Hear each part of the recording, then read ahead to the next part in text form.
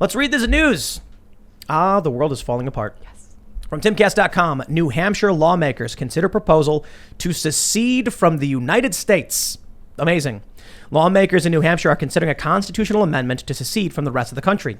State Rep Mike Sylvia filed a proposal that would make New Hampshire its own nation state, independent from D.C. Quote, there are hundreds of examples of the federal government overstepping its authority. Enough is enough. We should put this before the voters to decide. Sylvia cited the U.S. CDC and Prevention's eviction ban, Joe Biden's mandate, which requires federal workers to get the COVID vaccine, as examples of federal overreach. He also mentioned that New Hampshire, which has no state income tax, is obligated to pay federal income tax. We are a donor state that pays out more in federal income taxes than we get back. Seceding from the U.S. would benefit residents financially, even if it does mean a loss of federal funding, the rep noted. I want to make this point, too, about what they're saying about seceding. Joe Biden now, with the eviction moratorium, he bypassed the legislature. With the Supreme Court then saying we're shutting it down, it's illegal, and then him launching another moratorium, bypass the Supreme Court. Now with this vaccine mandate, he is once again bypassing Congress. We are a nation at this point. So what Jack Murphy was saying the other day, we're not a republic anymore. Laws are made when the sovereign decrees, and then the plebs are awarded a chance, if they are negatively impacted, to file a petition to the courts to challenge this new law. That's the way this country's been run for the past 2 years with all these lockdowns and everything. Cuomo killed people. Yeah. Literally killed people in New York City. So when New Hampshire comes out and says, hey, we're done with this, I'm like, people need to realize this is actually fairly serious. And I'll tell you something else, something that had me thinking. In Florida, for instance, where they banned, I'm pretty sure they banned the vaccine mandate. Yeah, they did. For business establishments. In West Virginia, we went to this city called, I think it was called Thurmond. I'm not sure. And there was a train station that was federal property. And there was a man inside working for the Park Service selling stuff. And if you wanted to go in, you had to wear a mask. Now, here's my question. If Florida says you cannot have mask mandates, which they've banned in schools, I'm pretty sure. I'm not sure about for businesses. They banned it for schools for sure. But yeah. What about businesses? I'm not sure. So here's my point. If a federal building is operating a business that sells merchandise in a state that says you cannot legally do this, which means the federal government is violating the law in the state, can state troopers go in and I'm pretty sure shut them federal down? law supersedes, doesn't it? In a lot of cases. But there's no federal law mandating masks. No, it's just a requirement. It's just a presidential decree. Mm-hmm. So, and truth be told, in Florida, it is also a governor's decree. Mm-hmm. So I think it should absolutely go through the legislature, even if it's Ron DeSantis or Abbott. My question is, there is no law in the United States mandating masks. So these federal buildings have no federal law saying they should be wearing masks. It's just a policy. They just all do it. Yeah. So if Florida does have a law, or at the very least, if Biden says my mandate is sound, okay, then Ron DeSantis says my policy is sound, then what gives the federal government actors the right to operate business in the state and under violation of the state's executive orders? Well, have there been any confrontations in Florida about it? That's so interesting because so much of this is about enforcement, right? Right. I mean, we haven't seen, police are not able to enforce mask mandates. Primarily, the New York City Police Department has refused to do that kind of enforcement. New York City has this vaccine mandate thing. The New York City Police Department is not enforcing it. It's like civilians, it's health inspectors, it's random doofus hostesses at restaurants saying, excuse me, like, I really need to see your vax card and ID. That's what's going on. So there hasn't been any violence about it at this point because there hasn't been any enforcement other than civilian on civilian enforcement.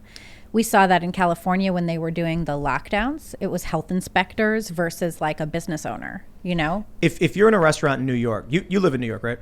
I do. If you go in, and I don't think you have experience with this, but I'm just wondering what your thoughts are, and someone says, can I see your vax card? And you say, no.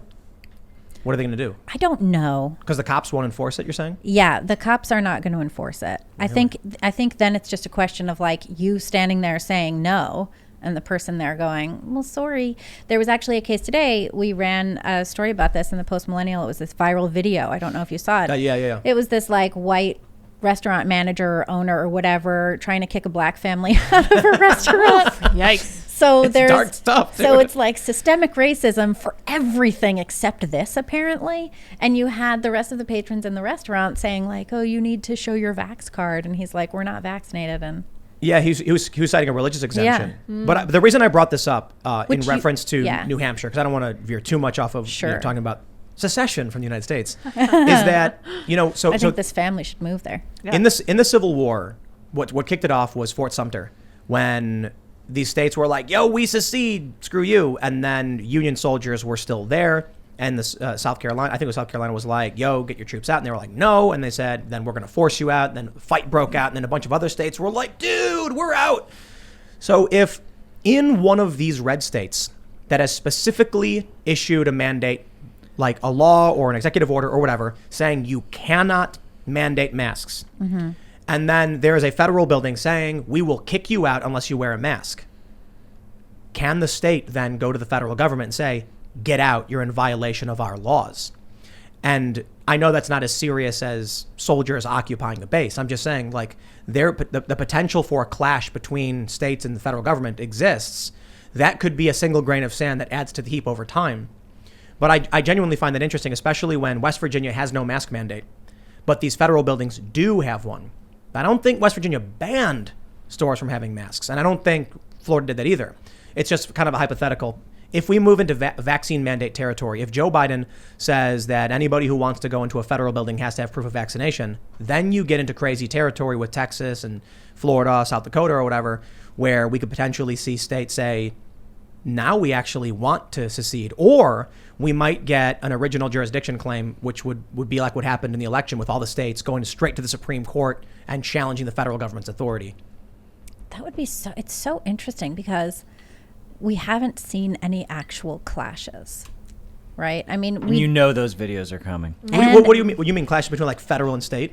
No, I mean between people, right? Between like we saw the guys shout, we saw the people shouting at each other. Wasn't there a nurse who just got fired and there've been a lot of and then the there's security a lot of these was issues. trying to have her leave? Mm-hmm. There've been a lot of clashes. There's a video right now of a guy harassing a woman at Target. Oh, He's yeah, wearing a yeah. pin that says "I'm vaccinated," and she's like, "Leave me alone." He's like, "No," and he's following her around, and security's stopping him. There's one video of a guy stalking a woman, and he goes, "Is anybody else mad that we have to wear a mask and she doesn't?" That's the thing too. It's like once you've accepted the tyranny upon yourself, and then you really need to enforce it on others just to make sure that you're not the fool. Right. And that's kind of a problem. We have that going on. I saw this post from this guy, theater company situation in San Francisco, and this guy was complaining that he had gone to a theater performance and there were people who took their masks off once the lights went down. And he complained to literally everybody. And he started saying, he wrote this whole post about it. And it was, he was saying that these people not masking ruins the experience for everybody else. And he complained to the theater company and the ushers and the patrons themselves and literally everyone. And he took it online, not even realizing that he's the one who's ruining this. He can't just live and let live. If he wants to, wear a mask or a tie or a belt, whatever, that's his issue. In that video you brought up where it's the black family and he's like, "Yo, this is segregation," he yells out something like, "Is this the country you want to live in?" And someone yells yes. Yeah. People were like, yes, like they like the boot. It's horrible. It's just, and it's terrifying to watch this happen and to watch civilians. That's the thing that I find so horrifying about it, is the way that the enforcement works. So in New York City, this vaccine mandate thing, there's no cops doing it. There's, maybe the random health inspector is going to show up and you're going to have situations where, somebody accidentally gets let in and it's like the, serving people without proper ID situation or whatever. But that's what we're looking at. So I've talked to a bunch of people about it and they say they don't know how to push back against it because it's just pushing back against somebody else who is being pushed by the same rules. I do not accept that. I don't accept that. Yeah, at all. well, it's what people are looking at.